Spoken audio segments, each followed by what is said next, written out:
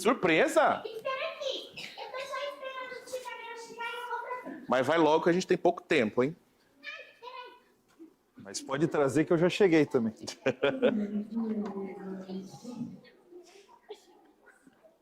Uau! Surpresa de Páscoa!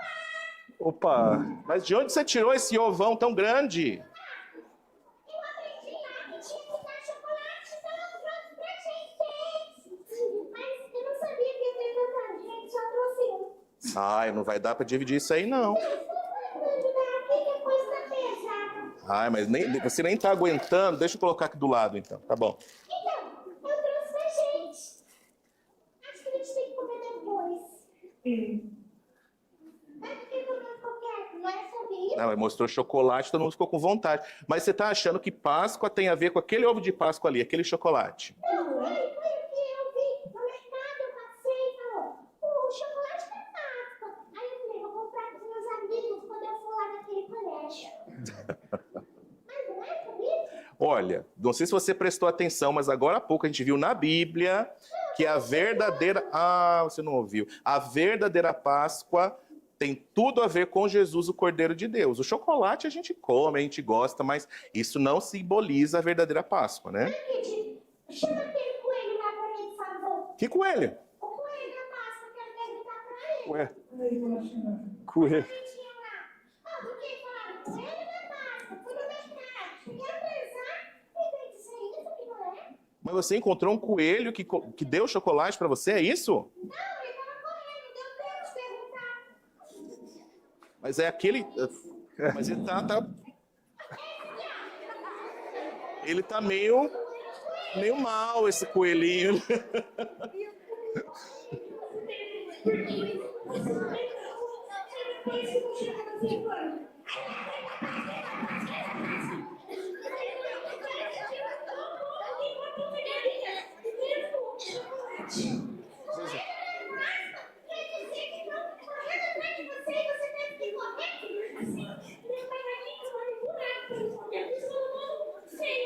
Por isso você tá todo sujo assim? Eu tô chique, o tio Ivano tá chique, o tio Gabriel tá chique, você todo vazio, bagunçado. Não, mas essas crianças aqui, nenhuma vai correr atrás de você, que eles já sabem que não tem nada a ver com coelho a Páscoa. Calma, pode se acalmar, tá muito nervoso. Eu chamar meu primo e explicar isso aí, porque a gente tá confusa, mano. A gente não aprendeu. Tá bom. Ô Fred, o seguinte, agora todos vão prestar atenção, porque a gente sabe que tem alguns objetos, alguns símbolos que explicam melhor a Páscoa, a verdadeira Páscoa, do que chocolate. Você quer que a gente explique para vocês? Sim, por favor, porque eu quero meu dinheiro de volta. Não sei se vão devolver. Tio Gabriel começa, então. Deixa eu fazer uma pergunta para você, Fred. Sim, O que você pensa quando a gente fala sobre moedas? meu dinheiro de volta. E você usou moedas para comprar esse ovo? Sim, quebrei um pouquinho. Ixi, mas você teve que ter juntar uns 10 anos aí para comprar ovo com moeda, hein? Sim, eu tinha muita moeda, porque eu sou econômica. Ah, muito bem. Econômico. Então, Fred, na verdade essas moedas não tem nada a ver com o seu ovo. Não tem a ver com ovo nenhum. Essas moedas, elas têm a ver com a traição. Traição? Você sabe o que é traição? Sim, aquele coelho me traiu, falou que era de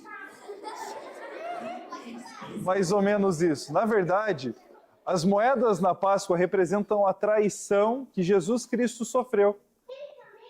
Ele foi traído, e ele foi traído por um dos seus amigos. Amigo da onça. Você sabe quantas moedas de prata o seu amigo ganhou para o trair? Muitas, porque Jesus é precioso. Eu concordo que Jesus é precioso, mas na verdade foram apenas 30 moedas de prata.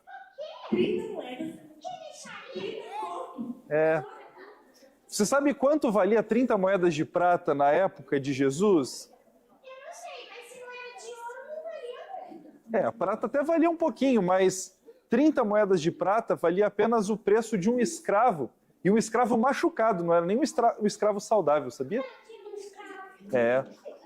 E olha só o preço que Jesus foi vendido, como se ele não valesse nada, mas de verdade ele vale a nossa salvação, não é mesmo? Ô, Fred e Frank, se eu falar para você a palavra cruz, do que vocês lembram?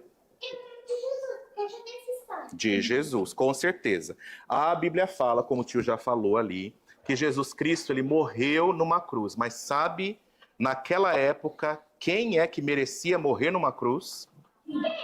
Somente os piores criminosos.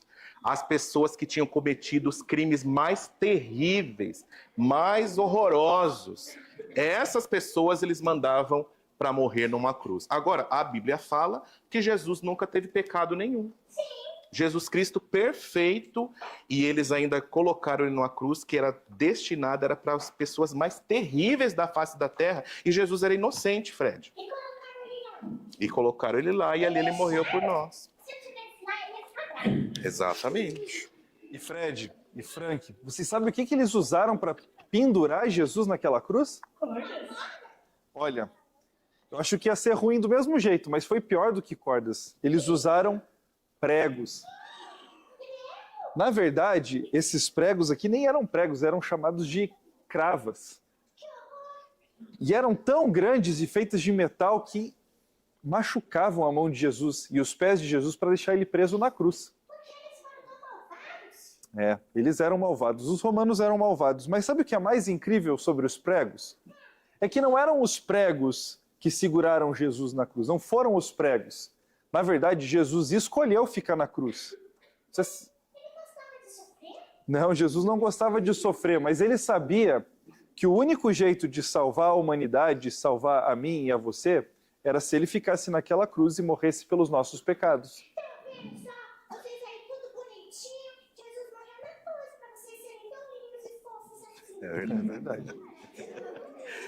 Fred e Frank, quando você ouve a palavra coroa, o que vocês imaginam? A minha avó fala, eu sou a coroa aqui, isso é. Não é esse tipo de coroa, não. Aquela que vai na cabeça, sabe? Isso. Normalmente, uma coroa é entregue para uma pessoa muito importante, um rei, uma rainha, um príncipe. E sabe que deram uma coroa para Jesus? Ainda bem, porque ele era precioso, né? Mas foi uma coroa de espinhos. Para zombar de Jesus e para ferir Jesus, eles colocaram uma coroa de espinho na sua cabeça. E não foi só para deixar mais feio, não. Foi para machucar, porque aqueles espinhos machucaram muito a cabeça de Jesus, derramou muito sangue. Eles queriam humilhar Jesus, chamando ele de rei dos judeus. Toma sua coroa. E machucaram Jesus com aquela coroa de espinhos. Que vergonha! Filho de Deus, sai lá daquele lugar lindo, vem aqui e faz isso comigo. Sofreu muito. Tio Gabriel, você concorda com isso? Eu concordo que aconteceu, não acho que foi certo, né? Não, não foi. Mas sabe, Jesus só fez isso porque se não fosse ele lá, seríamos nós, né? Então a gente tem que ser grato a Jesus por isso. Mas eu tenho mais uma palavra para você, e essa é mais difícil. O que você pensa quando a gente fala sobre esponjas? Você pensa aí? Oi? O meu amigo aqui que Ah, o Frank, o que você pensa, Frank? Eu penso em lavar louça, né? Lavar a louça. Eu penso, eu não faço. Ah, Frank. Mas tem que... isso, tô lavando porque eu sou muito bonito e cheiroso. Será que os nossos amigos aqui ajudam os pais em casa a lavar a louça? E teve gente que falou não, hein?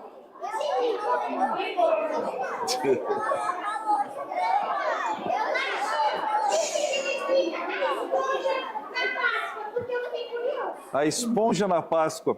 Com certeza você não faz ideia do que significa, mas eu vou explicar para você. A esponja foi usada para servir Jesus quando ele fez um pedido na cruz. Jesus, depois de muito tempo lá pregado, pendurado, Jesus, por ser humano igual a nós, não igual a vocês, que são fantoches, né? Ser igual a nós, ele ficou com sede.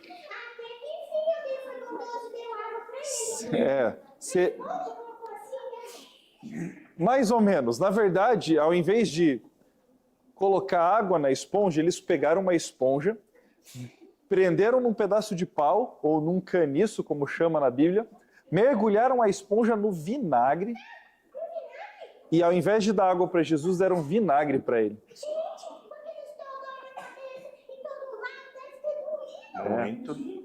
Sem falar o sofrimento e a humilhação que Jesus sofreu, né? Tadinho do nosso Jesus. Coisa triste, né? Quando vocês ouvem a palavra tecido, o que vocês imaginam? Tecido? Eu fui feita de tecido. Vocês são feitos de tecido, uniforme da escola, né? Mas esse tecido, que nos lembra algo sobre a Páscoa, sobre o sacrifício de Cristo, nos mostra que no momento em que finalmente, quando Jesus estava na cruz, e quando ele deu o seu último grito na cruz, ele disse, está consumado. E naquele momento a Bíblia fala que Jesus entregou a sua vida para a nossa salvação. A Bíblia fala que naquele instante, lá no templo, havia um grande tecido, um grande véu, e ele foi rasgado de alto a baixo, de maneira milagrosa. Ninguém foi lá rasgar. E sabe o que isso simboliza para todos nós?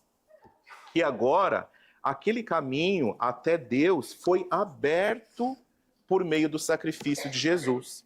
Agora, qualquer pessoa que crê pode se tornar filho de Deus, chegar à presença de Deus com todo o direito de filho, porque Jesus Cristo abriu este caminho. Jesus Cristo morreu por nós na cruz para abrir o caminho até Deus. Olha só que coisa maravilhosa. Exatamente.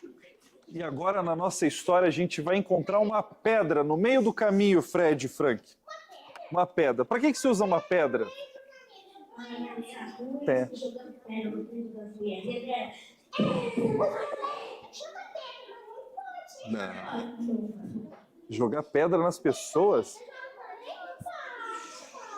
Que coisa horrível. Na verdade, essa pedra, por mais que as pessoas quisessem jogar ela, eles não iam conseguir. Sabe por quê? Porque era uma pedra muito grande mesmo. Ela servia para fechar o túmulo de Jesus. Mas a gente não tem nada no nosso túmulo. É. Naquela época, ao invés de enterrar as pessoas, eles abriam um buraco numa caverna, enrolavam o corpo e colocavam lá dentro. Saúde, Frank. Mas, para guardar o túmulo, para guardar o corpo, para que ninguém viesse mexer ou roubar ou fazer algo parecido, eles colocavam uma grande pedra. E precisaram de muitos soldados romanos para colocar aquela pedra no túmulo de Jesus. E eles não queriam de jeito nenhum que as pessoas chegassem no corpo de Jesus para não inventarem histórias depois sobre aquilo, sabia? Eles colocaram até um grande selo romano naquela pedra, e quem mexesse naquela pedra, saúde, Frank, quem mexesse naquela pedra seria condenado à morte. Ui, eu não ia mexer na pedra. Eles não queriam que Jesus saísse de lá de jeito nenhum. Bom, não sei, né? adiantou. Não adiantou, porque a Bíblia fala que ao terceiro dia, Jesus Cristo ressuscitou. Um anjo chegou, removeu aquela pedra, e quando os discípulos de Jesus chegaram lá na entrada do túmulo e olharam para dentro, sabe o que eles encontraram? Só os lençóis. Jesus não tá, Só os lençóis. Eles tinham o costume naquela época de enrolar o corpo das pessoas que morriam e colocar elas no túmulo com aqueles lençóis. Só que quando os discípulos chegaram lá, somente os lençóis estavam lá dentro, porque Jesus tinha ressuscitado. Ele tinha vivido de novo, ele venceu a morte. Eles encontraram só os lençóis arrumadinhos lá, aonde Jesus havia deixado, porque Jesus já tinha saído vivo de lá. para não ficar com aquele lado, porque às vezes eu esqueço de dobrar os meus. Ah, arrumar. Tava bagunçado. Mas o corpo de Jesus saiu de lá e ficou do jeito que estava. Só o lençol, né? E Jesus não estava mais lá. É verdade. Não foi suficiente pedra, nem prego, nem cruz, nem nada disso para segurar Jesus lá, não foi? Porque ele ressuscitou e me ensinaram errado. Ainda bem que essas crianças aqui todas sabem a verdade. Agora eles aprenderam. Com ele não sofre mais, né? Vocês ouviram chocolate no meio de todos esses objetos aqui que a gente falou? Não, filho. Tem, né? Vou devolver o meu no mercado. Não precisa devolver, pode comer, mas você sabe que a Páscoa verdadeira não é chocolate, né? Mas Cristo. Então, se comer chocolate demais, dá espinha, dá dor de barriga, então é melhor segurar, né? Tá bom.